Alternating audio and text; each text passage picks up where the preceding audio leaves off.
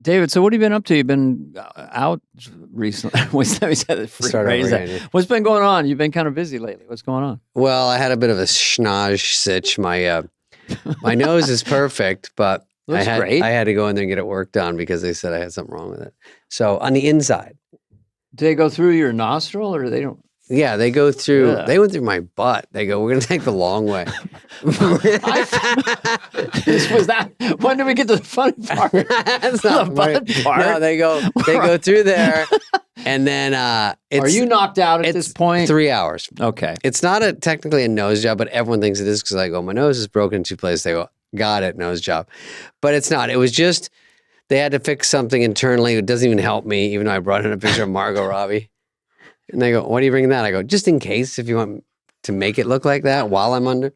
So I go under, but the funny part was, Dana, and this is hysterical. You already look like Margot Robbie. Like her brother or something, from another mother or something. And his hair's getting long. I know, that's why. It's called a hat when your hair goes bad. So I went in and what I found out is, we've been talking about it for so long. So now my phone, I get all these ads because your phone listens. So like I get an ad for nose spray. I get an ad for breathing strips. I get ads for Vicodin addiction rehab centers. It's just. Bobby Moynihan, he's a very, very down-to-earth guy. Fun dude to talk to. We had a great, we immediately opened with talking about, what is one where they're on the elevator? Pumpkins, Mr. Pumpkins with Tom Hanks' crazy elevator guy, David S. Pumpkins. So funny, one of the weirdest, funniest cult sketches ever. And Tom came back and did it as a cameo, hysterical. Also, does the Single Ladies, Beyonce. Single Ladies is a beautiful piece of physical comedy with Beyonce, and Bobby Moynihan commits whatever he's doing. Funny as hell. Drunk Uncle, another smash hit of his. Just saw him get laughs in this Joseph Gordon-Levitt monologue. So whatever he does, he's getting laughs out there. Great guy to talk to. We had a good chat, and we'll let you get to it. But. And just to reiterate this podcast, we hear another very fascinating circuitous route to getting on Saturday Night Live. And then becoming a star of Saturday Night Live. So this, ladies and gentlemen, is Mr. Bobby Moynihan. I didn't even get a last word. I just said. You're good silent. I know. Sometimes it's good because when I hear it later, I go, please shut up. Don't talk. Well, that's all I scream at the podcast. Shut your fucking face. That's all I think. That's what I do. But you at least have a cool voice. I got a weird. No, you got a good one. Yours. Also, before we go to Bobby on our great interview, the interview, that he was great. I mispronounce Mikey because I did a TV show with Mickey Rooney years ago. Nathan Lane, one of the boys, you could look it up. I kept saying Mickey instead of Mikey, so I apologize and just know that it was a mistake. And Mikey. I kept calling him George Siegel. So, but that was his real name. That was that's his stage name. That's his stage name. So that's we not apologize, but it's not a big deal, and who cares? Mikey Day is a great comedian on Saturday Night Live. I called him Mickey Day, referred to him as Mickey Day over and over again. But instead of doing scissor editing, we left it in, and now I'm making this apology / FYI. Listen, David. No. David, God damn it, that's it. I've been calling you Damon. I said, my wife says, how'd the podcast go? Damon was really funny. No, Mikey Day's great. Bobby, what's his name, is great. This is a good one. It really is, Daniel Spade. It's look, I get the name was wrong. The interview was great. Yeah. I would take a listen. I enjoyed it. David? Yeah, it's almost over, but here it is.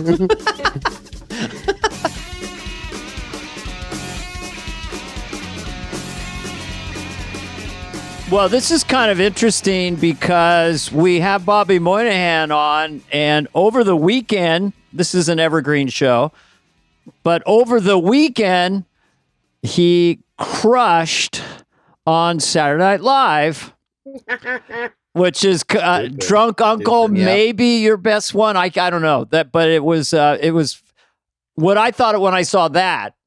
I said, this guy, because when I would go back and guest host, I'd be rusty and a little nervous. But I guess you did go back in 2020 and do Drunk Uncle, but you were so loose, so in the pocket. I don't know if I did. Yeah, I felt very lucky that I did it right before I did this podcast. Because you knew it would crush. We're going to get huge numbers. I didn't know, but I was excited. It was very nice to go back and just go, oh, I'm just going to go have a good time. I'm just going to go. I'm not going to worry. I'm just going to go. I'm not going to panic. I'm just going to go have fun. I think the easiest, funnest thing to do is go back, not host. Yes. And just go score on something and get all this excitement and then leave, and it's not so jittery. 100%. It also doesn't hurt to have Tom Hanks next to you to go like, and also there you go, just in case.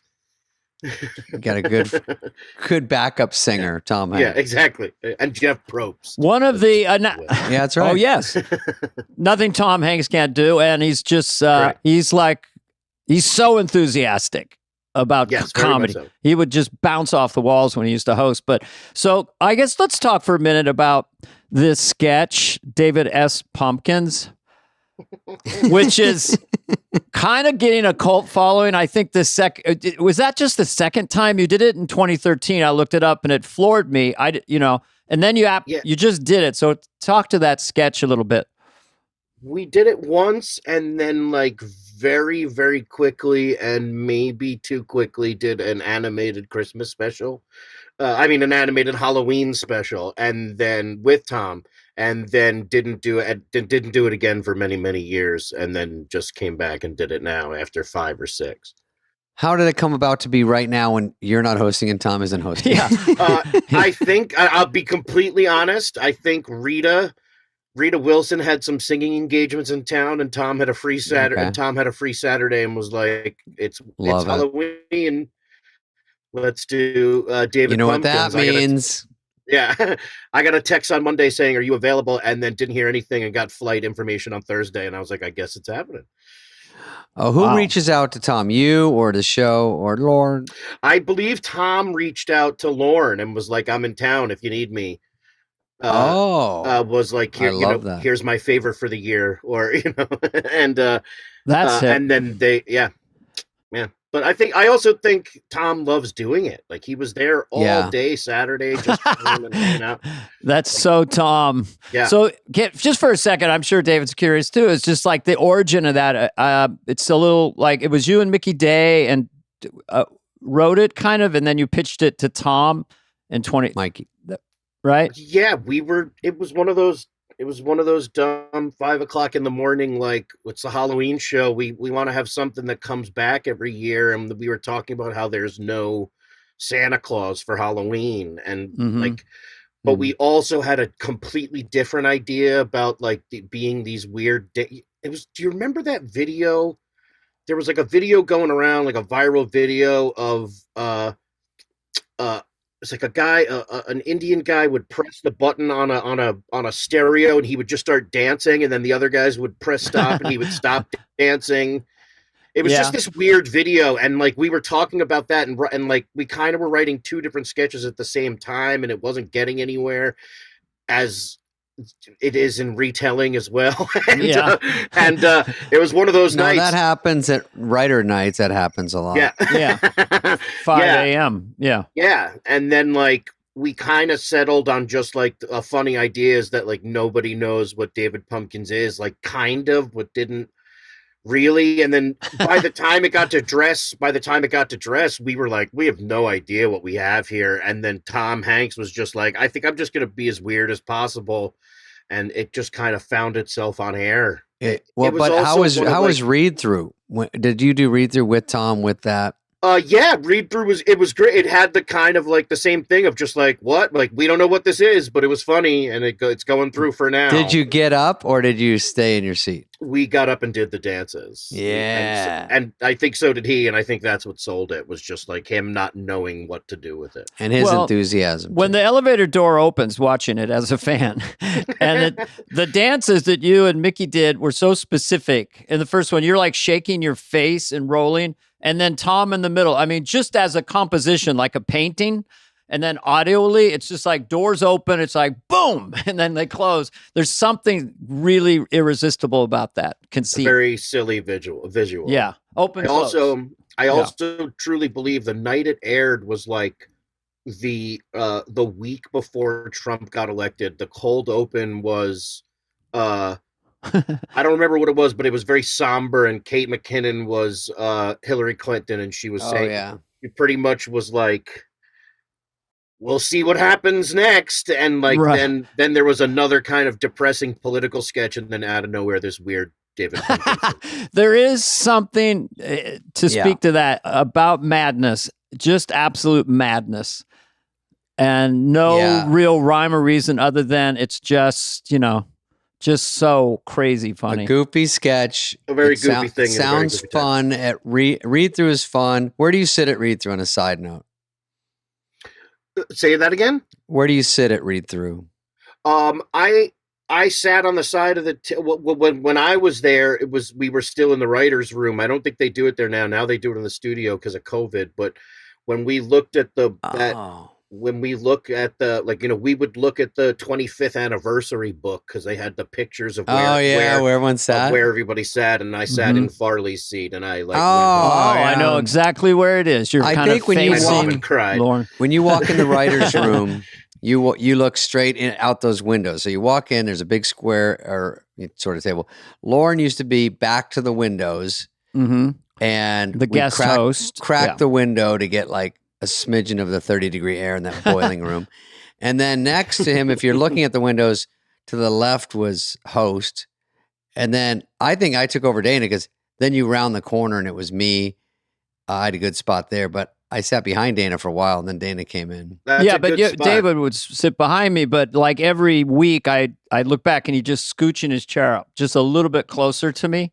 Yeah, I'd look. I go, what? Whisper, I'm next. But it was funny because I think Farley. Where were you? Was that you had your back to the doors? Yeah, back to the doors, sort of to the away from the. But anyway, on that back side of the square, facing the window, is where Chris was. Yeah, I was there when I first got there, and then moved over to the other side, closer to where the host was for most of it. But like. That was Keenan's spot next to the host. They just put Keenan there for 20 years. We should say for our novice, 20 years. Keenan, I'm such a fan of his because he just projects joy with every line he says, and he always hits it perfect. Like he never stumbles. Yeah, consummate professional, and like the same comic timing since he was 8.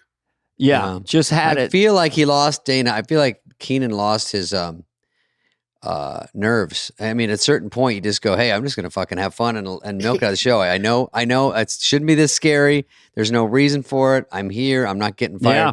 And then it makes it so much more fun. I would say for me personally, I want to ask Bobby that I was the loosest the last sketch I did on the last show. And I remember thinking, that's the best I've ever been in terms of my own inner psychological profile. So for you, Bobby, so you were there 2008 to 17, 9 years. Mm-hmm. How do you feel in terms of that fear factor or feeling loose by 17 compared to 08? Did you evolve, or were you one of those savants that you just didn't get nervous out there? My first episode, I had a space camp, but my first episode, I was just like, I got this. This is the bet. And then the second one was when the fear started and where are the cue cards and all that. But my last episode that I did, I got to the studio and just started throwing up. I got like violently. Wow. Why? I'm guessing a mix of like nerves and not wanting to leave and wanting to leave and all that stuff. But like, I don't know. I just got sick. I just got super, super sick the last day, but it was a wonderful day. But going back now and doing it 5 years later and like flipping on a switch that hasn't been on for 5 years, like, yes, it was bonkers. And like, I go like, oh, that's the best I've ever done on that show, because I had a bit of that Keenan where I was just like, I didn't shave. I just had a good time. I could absolutely feel that. I looked at a lot of other drunk drunk guy. Anyway, what's his name? Drunk Uncle. Drunk uncle. drunk. And you were always super loose. But on this past Saturday, I thought it was almost a next level thing. Like you kind of didn't need the cue cards or something, but we were so in the pocket.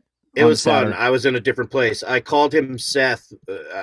I called Colin Seth, and everyone was like, "That was a great joke." And I was like, "That was 100% by accident." Also, you're focusing on 2 bits, and that's it. And then you're laser focused on that. You have nothing else to worry about. Exactly.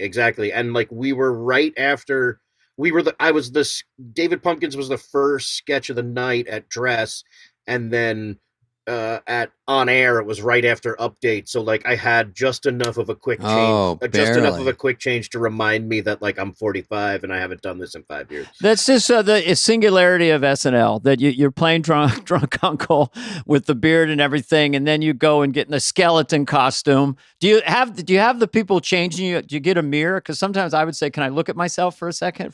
Well, now it's completely different. Like now you're doing it in the studio, and it was Jody and like it was people I know and like Louis, but also there's a GoPro camera right here getting a time lapse of you doing your physical change. What? So you're like at your most vulnerable and sweaty and like ripping your clothes off.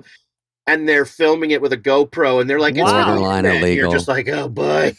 And you're just in your underwear. At one point, for a second, you're just bare naked, basically, right? And then they put it's a lot of fun. You stand like a scarecrow, and then they just rip everything off you, and then someone like the writer, is yelling their lines at you, going, "Remember, at the beginning, it's a little different, and then at the end, you're going to be red on cards, not green anymore." Tom Hanks is going to slap your butt 3 times, and you're just like, Tom just added a slap. Yeah, I like when it goes boing. When you go doop beedly boop. Boing. I love the face at the end. The face at the end where the scared people on the ride, and then Tom Hanks, hi. When the dumber he gets, the happier I get, is because I know he's having a good time. Characters that are happy are fun to watch. The more dumb I act. Yeah. Yeah. Good Lord. And so he comes in, and when you, by the way, when you walk in the room, people at home, you do dress rehearsal. It's exactly like the real show, but probably harder. It's longer. Mm-hmm. And you don't know if you're on the real show, but you're giving it everything. They have an audience.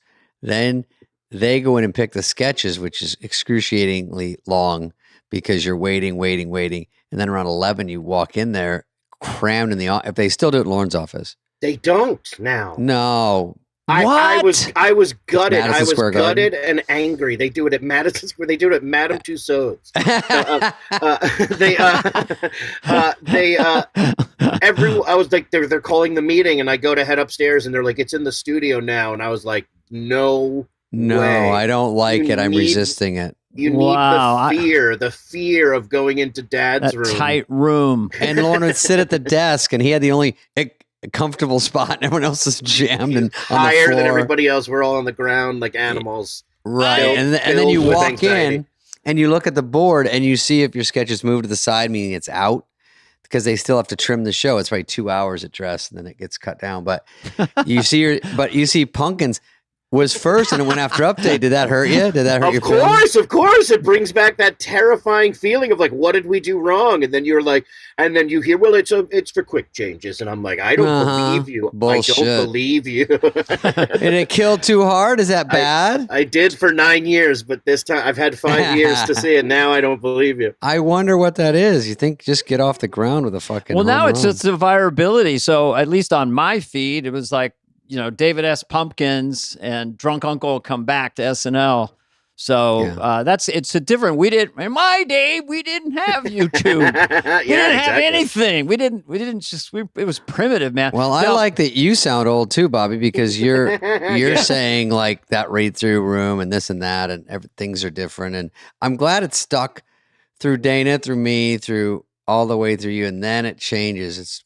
But I feel like I was there for the not turnover, but the transition. Like when I first got there, Amy and Daryl were still there, and like Shoemaker and Marcy Klein. I think maybe the last person like hired, I was under Marcy maybe, or close to. Could we ask you about that? Because we had Nick Kroll on, and Yeah. the best. I love him with all my brilliant, of course. And it's there's a lot of whimsy and weirdness to how you get this show or don't get it. But I guess there was a big audition on the 6th floor, and Nick was in it. And he told the story of that. Were you in that audition? I believe so. I think so. I think you would have been. I think that Nick mentioned you. Yeah. Ellie Kemper, like T.J. Miller. There was a lot of people. There was Kyle Dunnigan. Yeah. No way. Oh, yeah. Yes. We talked to him as well about it. Another brilliant comedian, but he had they both had very strange stories about going out too soon, and just Lorne was the only one there. Nobody's here, and it was just tilted, pushed out the first time. Right. Don't go out. It was just a horror show. So what was your experience there? And for a second, just what led you to get there? Was it from Second City in Chicago, or where did you come from? I was in New York. I was doing Upright Citizens Brigade. A UCB guy. Yeah, I was. I like that character. Something? No, I just UCB like that guy. Yeah, I was doing UCB and kind of met like Amy and Seth and Horatio through that doing that ASCAT, and then I was doing Horatio Sands's improv tour. Like he was doing college shows, and I was doing that, and then. Kind of my sketch group got on the radar of Mike Shoemaker, and I think that was kind of how. And then I auditioned, got called back with a bunch of very, very talented people, and was then told, I was like, I think we'll start you in January. Like I met with Lorne, and he was like, wow. Brian Williams is hosting. That seems like a good one. But he never said you got the job. And I was just like, what's happening? And then 2 was days that in later, the summer, though? You're saying January? But no. And then 2 days later was the writer's strike. And I heard nothing for 9 months. Oh, whoa. Like it just went like, and I didn't get it. I ended up not getting it because during the writer's strike, Maya Rudolph had a baby. So they hired Casey Wilson, and I didn't get it. They hired a woman instead. So I and Casey's a good friend of mine, and I was so excited. But it was devastating for me. And then so wait a minute, you almost got it, and then you went back in line. Okay, and then what happened? Back didn't get it. So it was like 14 months in total, and then all of a sudden, out of nowhere, I got a call saying like, "Hey, do you want to come in again this week?" I went in on a Wednesday. I did like all new stuff, and then found out on Monday, went in on Wednesday. And like found out on Friday that I got it, and then the next week I was on the show. Oh shit! Your Pants Productions, my God, I would be like, what? Yeah, it was nuts. After 14 months.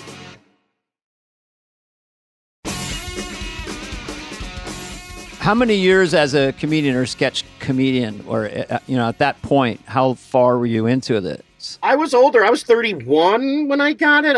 Me too. Yeah. There you go. Hey, bro, UCB. Yeah. We're both hey, bro.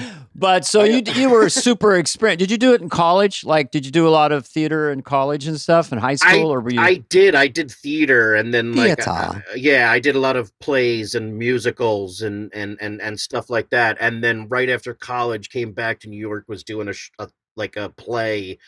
Saw Upright Citizens Brigade, saw an improv show there, and went like, oh no, I was taking stand-up classes at Comic Strip Live, and I was just no.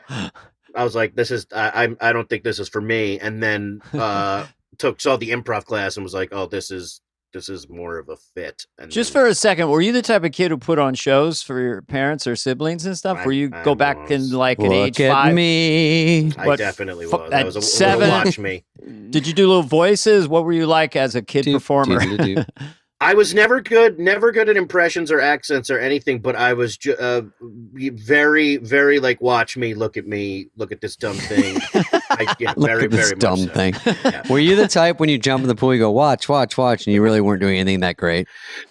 1,000,000,000%, and then got out of the pool and did the exact same thing. Well, no, watch again. No, I'm gonna put a little tweak on it, a little different on my cannonball. So embarrassing. 100%. So you how did you deal with the nerves of that audition 14 months later? Did you feel like, oh fuck it, I probably won't get it again, or you lost it to Maya's baby this time? I did. Well deserved though. Very I funny think the Maya's baby should definitely be at least a feature player. She's camera ready. She's camera ready. You know, she Everyone comes has from a a funny Lorne. family. Everyone has a Lorne. David, do your Lorne. Oh, Maya's baby it's just, you don't even need to see her, but she's already got hired. I mean, it's just the genes. Bobby? You know, it's that thing when your mother's a superstar. You know, her grandmother sang Once a you song. get into thing is a great word for Lorne. It's Thing, that it just thing covers a of- lot. that Thing of like. My favorite was always we would always do CNN sketches, and when, you know, like on the sketch it said CNN bumper, so we would every week was CNN bumper. Oh, Lorne reading the And read through. Anytime there's a CNN. Oh, that's sketch, good. CNN I haven't heard that word. bumper. CNN bumper. Very- Yeah, Lorne very has long his read-through bumper. voice because he What would is it read all called? the stage. Oh, stage direction. That's right. He reads stage direction. Stage direction. Goo goo in the honey pot. And then he turned the page. And I was like, my favorite Lorne note during in between dress and air meeting, very long silence, very tense meeting. There was about 5 seconds in silence, and then he just went, "We have a boom shadow on fart face."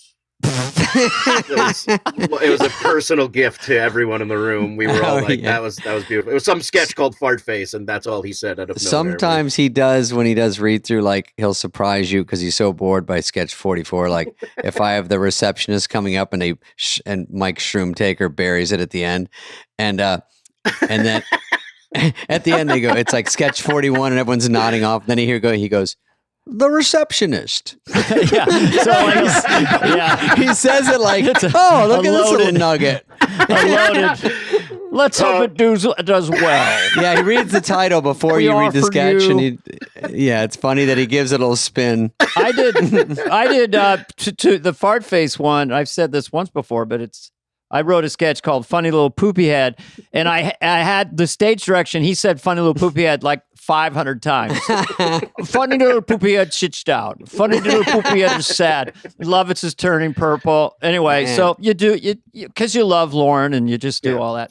One of the gutting moments. Me and Tim Robinson wrote a sketch. I believe it was just it was a throwback to like old SNL where I wanted to just write a jingle. And all I remember about it was a split screen, and we were talking on the phone, and after, and then like it pulled back and revealed we were on the toilet, and the thing was just, it's two best friends who talk on the phone while they're taking a dump. And it was terrible. It was absolutely awful. And at the end of the sketch, Lorne, in complete silence, just went, "And the Emmy goes to." That's what Lorne is funny. That's the dry throwaways.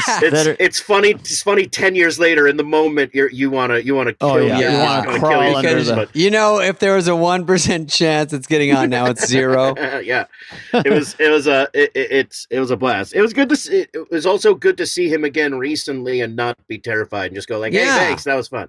We did him for this. We met him, and I've seen him for dinners. Oh, it was so here and good. there. It's just fun to see him when you're still a little, it's a little odd because he's like dad, boss. He's our and everything. coach, our teacher, But mentor. just, but you realize at a certain point he wants to hang out and have fun. And he did say something that was very interesting. Remember Dana when he was leaving? He said, "People say, 'Are you going to retire?" And he goes, "I would be worried I wouldn't be around funny people." Like he says, Oh. "I'm so lucky I'm around Right. funny people." But And are then you going to be around funny people? The specific quote he said about funny people to me, this was in New York. He goes, "There's only 900 of us on the planet." Have you heard that one? Yeah, I have. I've heard him say it, and I've heard you say it. It's so specifically yeah. brilliant. But what happens is when you see Lorne away from the show, because he has all the power and you make fun of the teacher, then you kind of see that he's very sensitive guy, and very vulnerable. Go ahead. Yeah, Sorry. you always talk about, or like you always tell a story about like when you first met him with Paul at his house and stuff. Mhm. And like Oh. I've never had that experience. Like I remember one time they asked me to he was like, "We're coming back from LA if you want to fly with us." And I remember being like, "I ain't getting on that plane." Like that, It is scary. Yeah. Like at the time, and like that was apparent this time going back. Like, oh, I should have been so much more at ease with him because he is not as scary in any way. Do you want to have No. anxiety for 6.5 hours? Yeah, Jump on. exactly. Do you want to question this next 6 hours for the rest of your life? I was on Long Island with Lorne at his house in Amagansett, just the two of us for a weekend. Wow. And we drove around in a sports car and we looked at things, and he saw a little shed and he goes, if I lose everything, I could live there. And then, because Lorne has this reputation of being erudite, we went to a movie and a matinee, and we're just in the theater, and would you like some of my popcorn? It just humanized him. I don't know.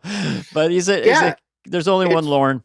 It's true. It's nuts. But at the same time, in a way, like I remember meeting you, Dana, for the first time. When you came and hosted, like I got to do a church chat. I was Snooky in a church chat. Yes, I remember. Yeah, funny. I like that. That was the first moment that truly broke my brain at that show. When you're like, you watch something your entire life, and then you become a part of it, and then you're sitting 2 feet away from something you used to dress up as Halloween. And like it was nuts, like that. It's like that crazy feeling. I don't know if you remember, David. I met you when we did Grown Ups 2. Nope, not at all. I was in Grown Ups 2, and we had lunch together. And it's like, or with Nick Swardson was there, and it's bonkers. Everybody there was like Lorne to me. I wish I had been like a little bit more. I know. All I remember from that is I wrote in my diary, I wish Nick wasn't at that lunch. When you went back this time, Bobby, did you there are cast members there that were in the Bumpkin sketch? I mean, that I think are just 2 shows in or 3 shows. The Pumpkins. Sorry. Jimmy Bumpkins. I went to community college. I know, David me S. too. Pumpkins, a.k.a. Tom Hanks. So you were there with young cast members, and did they mention being fans of yours or asking any questions? What was it like to be around, seeing how fresh they are and kind of scared? They have to be a little bit. No one right? was scared. No one was scared. I was super confident. I was amazed at how no one was scared. Really? Yeah. I just remember a lot of fear. Sure. They don't. Yeah, me too. But then there's Keenan, who's just like, Keenan like was there when I got there. I watched him get the show, and he'll be there after I die. And and like having that was the best. Like him and Cecily were the only ones there still from when I was there. But it's bonkers. Having Jack Harlow, the host, who's like 24, he's like, man, I grew up with you on this show. And I'm just like, oh, Jesus. Like that is the first time. Are you sure?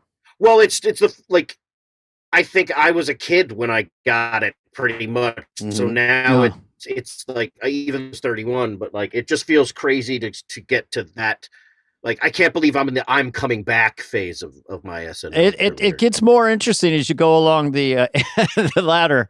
So yeah, I got. Is it funny, Bobby, when you realize like if it was the same for you, maybe Dana too? We had hard lines in our dressing room, or in our office, not dressing room. But when you get people that you go, oh, this is the most important thing to everyone I know, and then you leave and you go, nobody gives a fuck.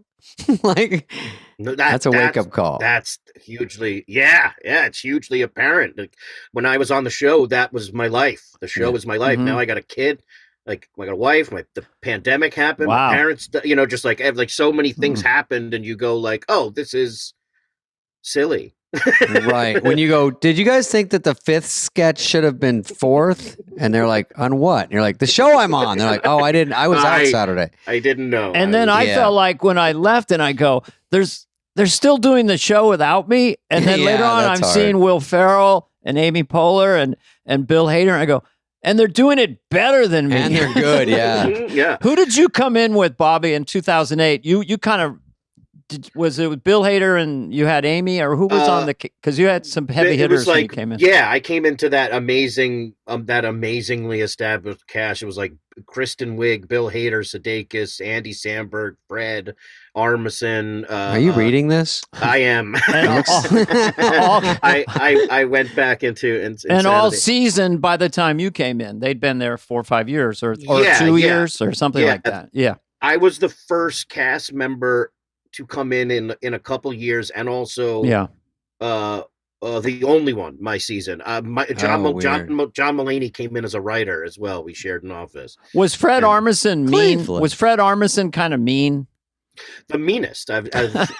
Famous asshole Fred Armisen. Sorry. No, the nicest guy in the world. That's why that was nervous funny. Like I was nervous. I knew Dana a little bit. I was still nervous around him because in the pocket at SNL, and Dennis, I knew, still weird because once you're in there, it's a big fucking deal. And then going up and asking questions or saying, "Do you want to write something with me?" Or it's just weird. Like to go up to Kristen Wiig and she's like royalty there. You know, it's it was hard. that. The first year was like everyone was really nice, and the second year was when I kind of realized like, oh, I think no one really wants to hang out and talk about sketches. You know, not like it was like that was when you're you started kind of on to realize, your own. It took me a while to figure that out. Did you partner up with somebody or get some chemistry with a writer or another cast member? Obviously, you and Mickey Day with David S. Pumpkins. A bunch. I shared an office with John Mulaney. I had known him. He was wonderful. He's great. And Brian Tucker and Colin Jost was a writer at that time, and we wrote a bunch together. And great writer. Once Cecily came along, we did a bunch of sketches together, and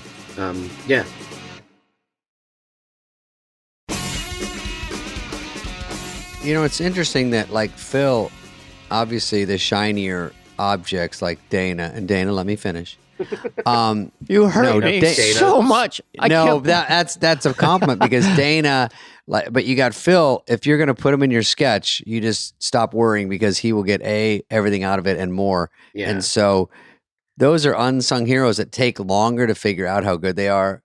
I mean, people in the business get it, but it takes the audience, you know, if they don't jump out in a big sketch that's like Lorraine Newman, like, you know, Chris Parnell, like those guys, just like Cecily to me is just like essential.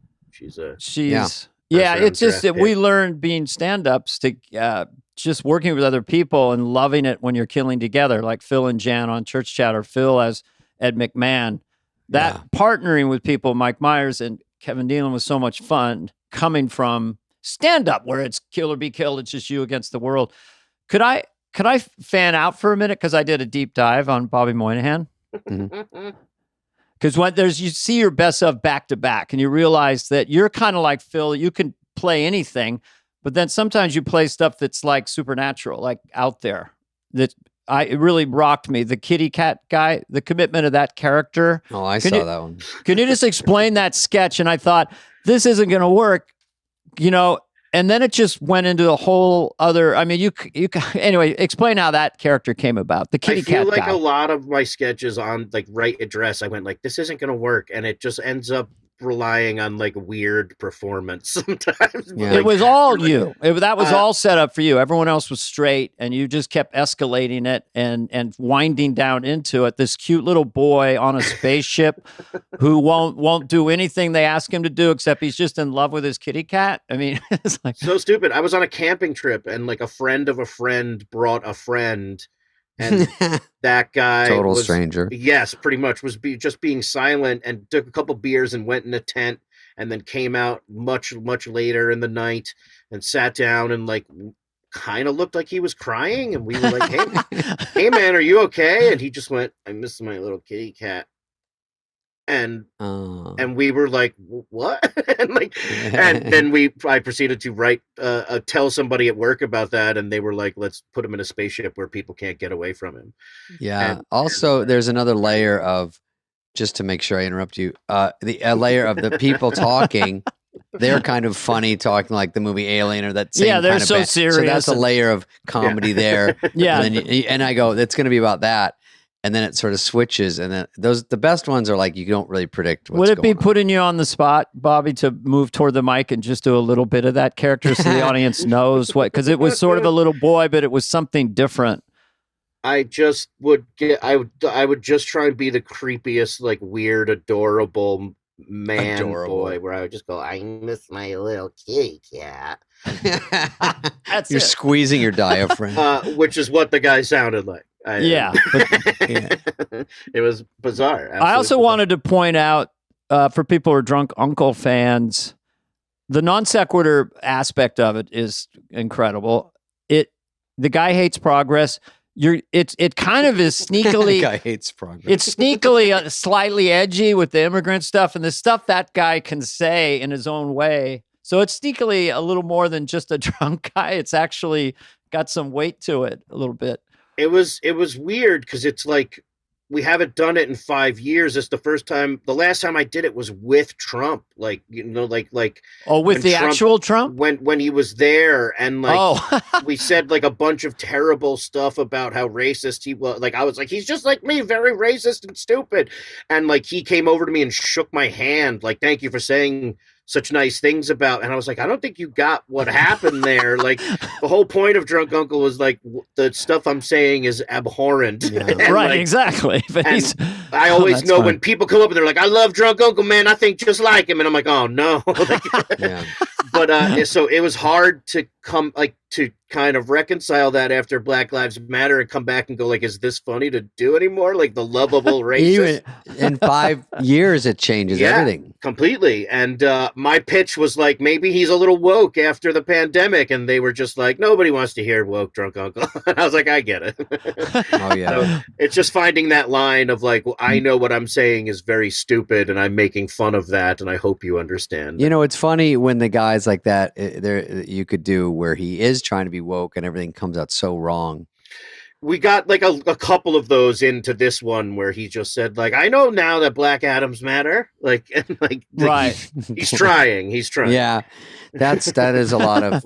There's a lot of huggers. There's a lot of people I know that still, and then they get mad if they're corrected at all. They're like, "Oh, okay, so no ass grabbing, but what if they like it?" You're like, "Well, we did a quick poll, and not So everyone loves how it." many times did you do the McDonald's firing people? Was that just a one-off with Cecily? No, we or- did it a couple times. I think we did it like 3 or 4 times, maybe 2 or 3 times, Because something like that. Yeah. that one also must have been really fun to perform, where you are 2 employees at McDonald's, you think you're getting fired, and then you just dissect all the other employees and just shit all over them, going back and forth.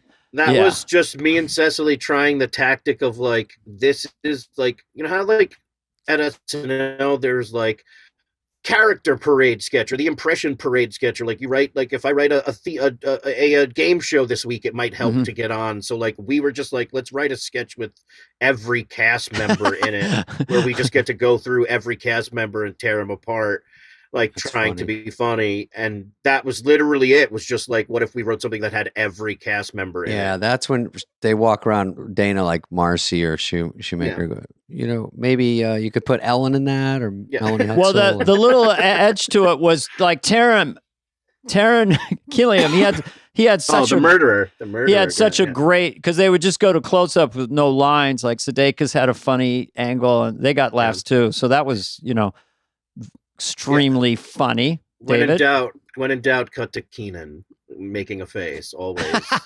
Cast pieces are always a score, and for people listening, like when you're writing, if the only little tricks there aren't many, but big cast is good. Give the what is the host doesn't do anything, he's a prop. Like, if you write a funny character, and then like I told Dana when I've told people that, wrote one when David Bowie was there, the receptionist. And then he comes in and blah, blah. But he liked it. But then he said, I want to be the receptionist. And I was like, oh, wait a second.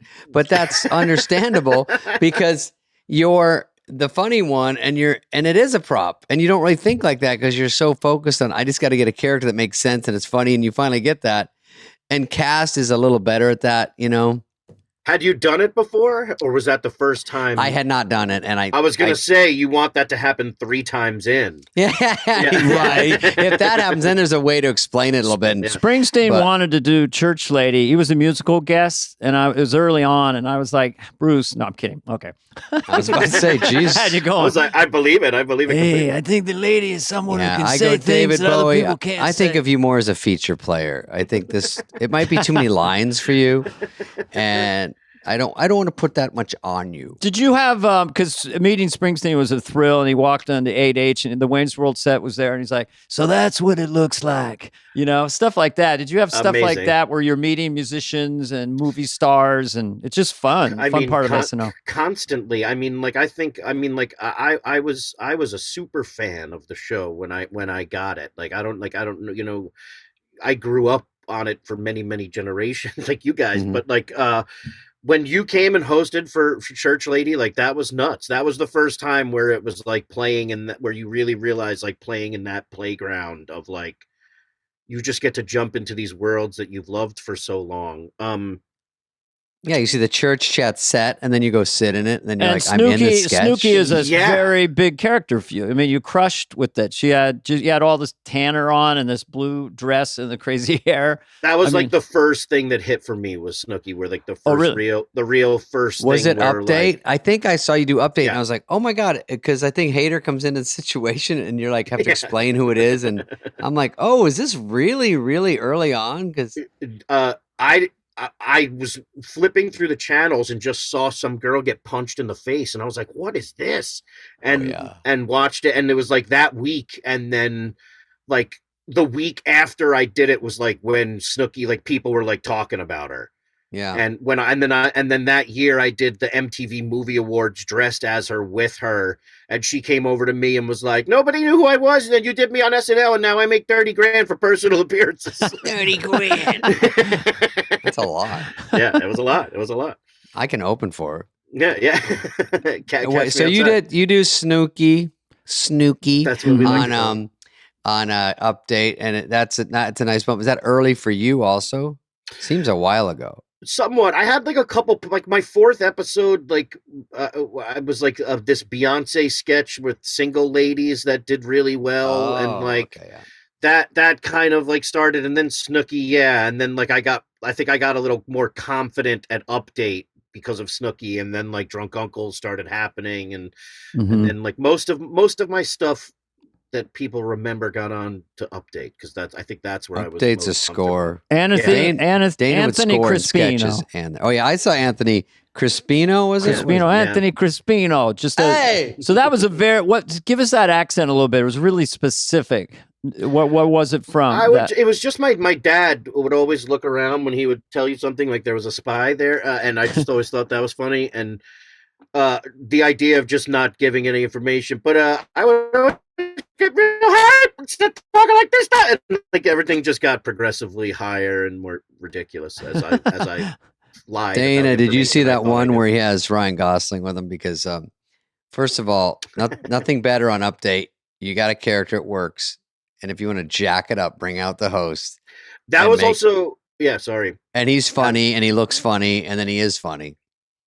That was the first time where the host, like at the host meeting, they were like, "This is Ryan Gosling," and everyone clapped, and he was like, "I want to do an Anthony Crispino," and I was like, "Oh what? wow, that is the chill." Like, that was the first time that happened, and only time probably for me, and it was a lot of fun. He was great. He's a stud. Yeah, Dana used to get that for Wayne's World, or I can't imagine.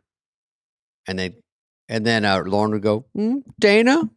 Mike, what do you think? We're thinking of Wayne's World maybe this week with Madonna and Aerosmith. Do you think that'll get numbers? It could be. I don't know. Well, Steven Tyler has a certain sort of chop that we could use. And, it's that thing of like Bobby's here, but he's not here. What? Oh yeah. Cryptic. Now, Bobby, when you do the good nights, I used to have to count those as a sketch, unfortunately. Because David would get on my shoulders at the good nights, and I would carry him around the stage on my shoulders. Remember that, David? Yeah, I like to try when people announce me. When people announce me, I like to try and throw that in. Like, you know him from SNL. You know his characters from SNL. Good Drunk Uncle, The Good Nights. I like to throw that in there. They knew me from The Good Nights, and I'd grab Farley and I go, "You didn't earn it this week. Go back." And then who had a nose for the lens on your cast, Bobby? A nose for the lens on the Good Nights. Who's a host hugger? Always ended up front. That's the host hugger. I love that. Yeah. I love that term. Host, yeah. I feel like we had a couple. You don't have to give any names. That's funny. I was the opposite to a fault, where I was just like, "Thank you for being here. Sorry, I was in your way," and like didn't know better. I think I should have acted more like a confident star. My tactic was like football. I would go back around, do my route. I'd go in the back, wait, and then I go right down the middle, get between Farley and David, and then boom, FaceTime. It was a definitive route that I did every time. I always stood on one side and said hi to my mom. I like it for 9 years. That was it. mean, I mouthed just did it. the same thing. Like, Yeah, I just hi, went, hi, Mom." Mom. I just like, that was just, That's all I did. cute. That's an Yeah, angle yeah. too. I like that. Yeah. For the ladies. The worst is if you go up to hug the host and they turn and hug Mike Myers or someone, and then you look away and you go, "That's when I'm on camera when I got iced." Yeah, your hands Yeah. are up in the hug position, but they turned and you're just holding it there for a It's second. very Yeah. risky. My I stay in the favorite- back. My favorite Good Nights moment, and it was caught on camera, was being there and having John McCain. I caught eyes with John McCain like through the crowd, and for some reason he got real excited and like beelined, like pushing through Keenan and Whoa. Pete Davidson and people just to get through. Gets to me and throws his arm around me and goes, "Always a pleasure, Horatio." Aw. Oh yes, Oh, it was my amazing. friends, was my absolutely friends. amazing. Joe cold. I need You go, friends. listen, McCain, this is not how it works here, motherfucker. You do Gary Shandling to I get the pushed him to John the ground. McCain. Oh, is that John McCain? What is it? Gary My Shandling and what? friends, my friends, friends. That's all I remember. I don't do them anymore. But whatever. Well, Bobby, Also- when you were up there, did I see a clip of maybe it was you with McCartney Oh yeah. on Good Nights? They were singing or something. Was it a Christmas show or something? Yeah, that was like absolutely. And Springsteen. Yeah, it was like they were. Paul McCartney was there, but Bruce Springsteen was the musical guest. It was the Christmas show, and Tina and Amy were hosting.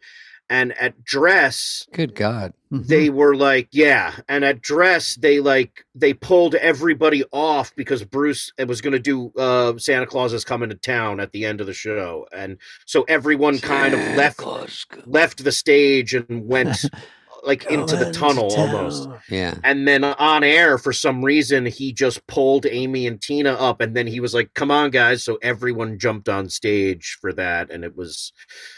You better not cry. absolutely You insane. better not pout. I'm telling you.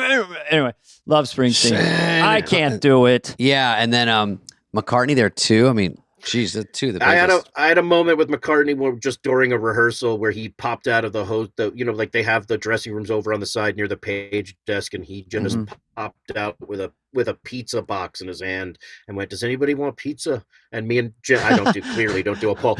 And me and Jenna Rossitano, the stage manager, just went inside and had a slice of pizza with him and talked about New York pizza, and it was like those moments where you just go like, "Yeah, this place is nuts." I think he Paul. tries to be normal, and he would rather just sometimes just drop it, just like be normal. Especially around there, you're around funny people and talented people. If you want to sound like him, Bobby, just everything is a question. So we'd be like, would you like some pizza? Which is Yeah. also a question. That Always is a goes question, up. yeah. Yeah, Would you like some yeah. pizza? Some pizza. 9 years on SNL, can't do an impression to save my life. I just played a lot of loud Italians. Hey, You do. I have this tailor, Bobby, and he every time I don't know why I go to him because every time I go, I just want these pants thin. I go, what? He goes, you don't want them thin. It looks weird. You want it all the way to the ground. I know Cover your that- shoes. I They're go, fighting cover you. my shoes. And then he goes, and they're too skinny. I go, I look at him. His pants are like each 2 feet wide, and I go, why am I looking at you? Why don't I go to someone that looks good in their clothes? You don't He's- want a double break, they tell me. Yeah, you he don't goes, want a double break. Right. He goes, this The should be single break. dragging. I know I don't want to see your shoes.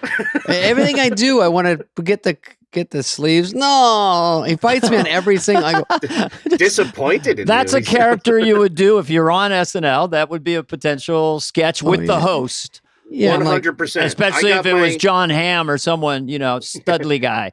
Yeah. When I got my suit for my wedding, the guy who fitted me for my suit, his name was Lionel. He had an L on everything. Everything was monogrammed, and yeah. he kept telling me he just kept going, "Don't waste my time, okay? Don't waste my time." And I was like, "This guy's an SNL character. I'm gonna do it this week." I wrote the sketch in 5 minutes. I was like, "This is gonna crush. This is my Yep. Target lady. This is my this is my bye-bye." And Sure. go in, and it just tanks by page 2. Oh. And then I'm like, "Oh God, well, I got that weird drunk uncle thing in the second half. Hopefully that'll work." So what? How When did you say the catchphrase? What was the catchphrase again? And I how like did you it say already. it? He was just like, "I hate everything you're wearing. Stop wasting my time. Stop wasting it." my time. That's a good And that was it. catchphrase. Yeah, that was it. He was just very confident and mean. I've seen What about Dana when someone does a catchphrase and then and it bombs by page 2 and they have 8 more pages and everyone's like this? You know what was funny though is like I came in at a time where like we were still kind of doing those sketches, like old SNL sketches. Now they're called old, where it was like a theme song and then a crazy character. Like Gilly was like kind of the last one we did because it's a funny. When I first got there the first year, I remember Andy Samberg being like, hey, that video we did, they're going to put it on this thing called YouTube. And I was like, what is that? And he was like, it's this website that it's just going to have videos. He's like, and I was just like, well, good luck, man. That sounds terrible. Like that'll never work. And that'll never work. And then like by my 4th or 5th episode was the first time we were in HD. And then like you couldn't do reoccurring characters anymore because they would put them on YouTube and like people could see them immediately.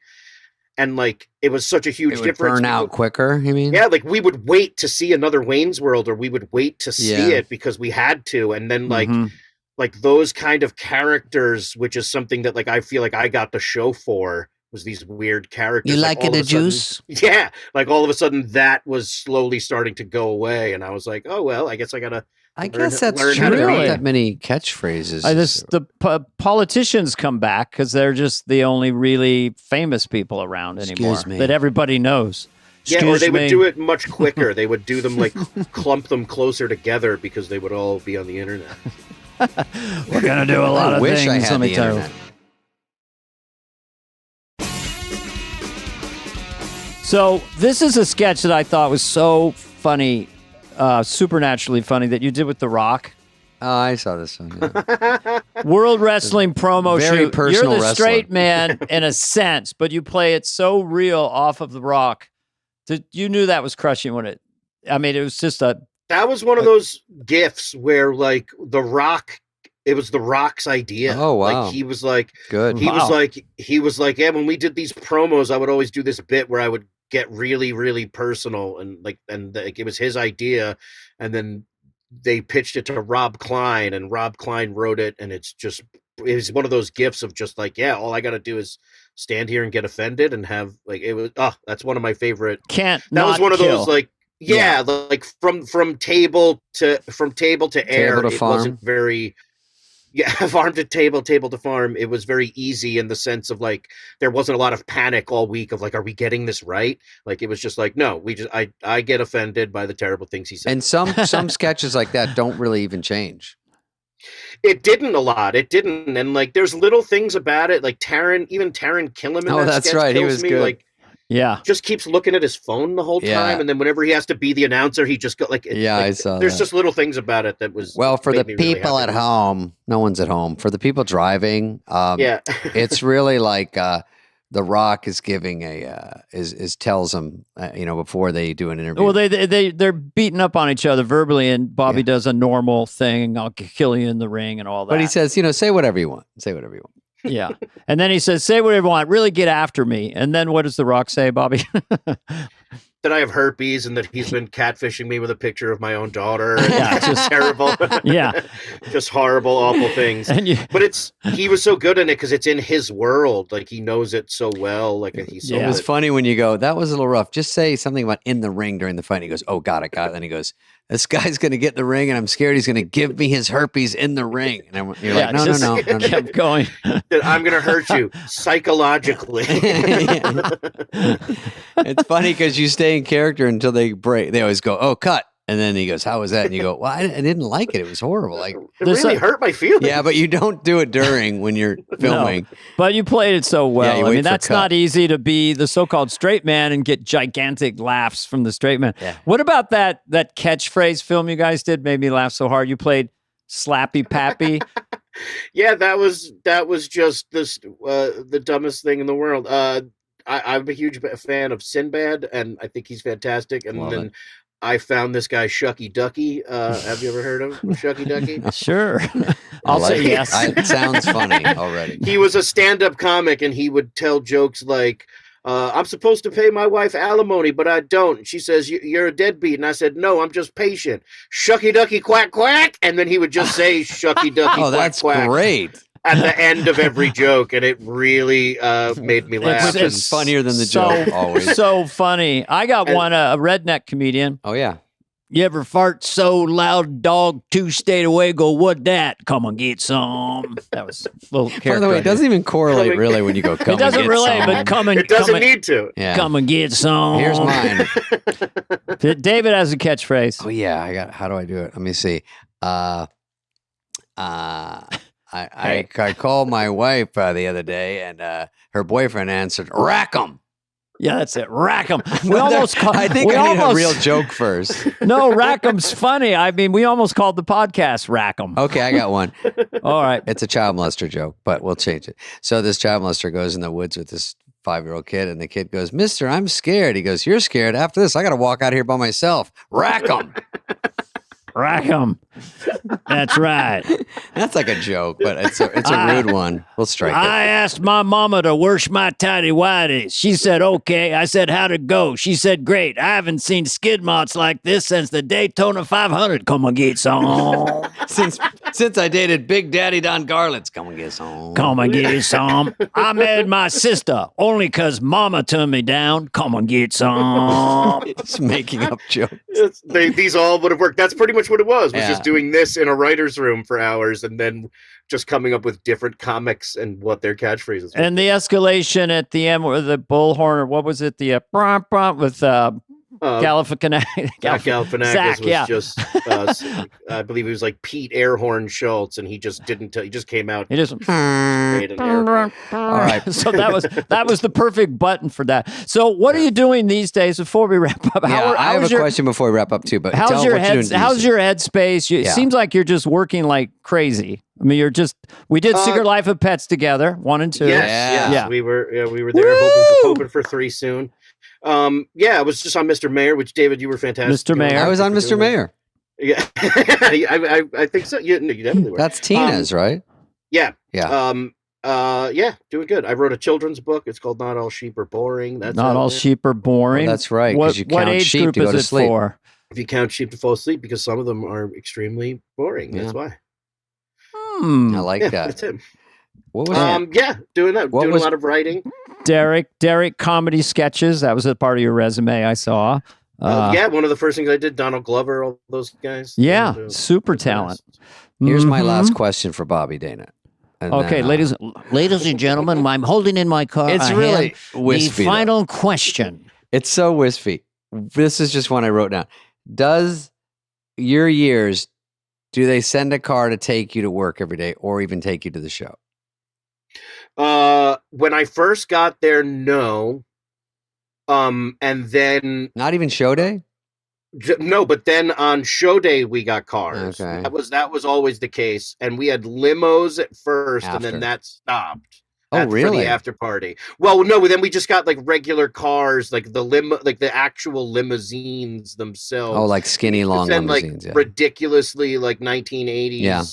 cocaine limousines. We had those. and like and we like that ended like after the first year or two there, but never cars to like were sometimes for rehearsal towards the end, because like they would call you up and be like, it's 2:00 in the morning, you're coming to Brooklyn to do a pre-tape. Like it was because it was yeah. mostly pre-tapes by the time I left. Like we would be out of the studio for Thursday, Friday, and Saturday just doing pre-tape. Wow. That's weird. Yeah. We Did you- have that. Did you ever have a show where everything came together like it was your best show ever, and you walked into the party just with a little different physicality? Like, Swagger. yeah, that's right. I'm here. Moynihan in the house. That's right. Did you have a show where you kind of went, wow, that was my best show? You hit on like 4 different things. Probably early on, and it wasn't. You know what I mean? Like I thought it was, and it was just like I didn't go home crying that night. But like I'll be honest, like the maybe this last one was the first time I left that building going like that was a blast, Yeah. and then that was it. You go, bring me to the host table and when you then, go to the cry party. yourself to sleep 45 minutes later. No one likes me. Well, it was nice to go like, nope, I'm just going to the hotel. I'm going to sleep. I got to be at my daughter's soccer game in 6 hours. Like it was just Oh. nice to move on Normal. and just go like that was a fun to see those people and move on. Wow. So you're just in that whole world, being a dad. That's a whole nother podcast, but she's doing soccer already. How old is she? 2? Yeah, 5, kindergarten. Kindergarten. Yeah. Yeah. Here's my Yeah. last thing is it's a character based on my friend. Whenever you say anything to him, you go, oh, so you got that soccer game, then you're going to go to lunch? He goes, yep, just being a dad. And he keeps saying it, and I go, "Shut up!" Quit. He says it like it's like he's. I get that he's proud of it, but it can't cover everything. Like it always comes back to that. Like he's such a hero. It's a good blanket excuse. Yeah, for it is. just That's being a another dirtbag. character, proud daddy. Like he works dad into everything. You Yeah. know, hey, when are you going to work? Well, as a dad, I'll probably get there around 10. Want to have lunch? Well, dads can't have lunch. They got to call their family. Yeah. There you go, David. You gotta got get two that- characters from this podcast. Yeah. That real pretentious wind up too. That just being a dad. Yeah. That explains it all. It's a blanket Yeah. statement. And then they're kind of jealous of single people just wandering around the world. Must be nice. Must be nice. Oh my God, that must be nice. What's it like to take a nap?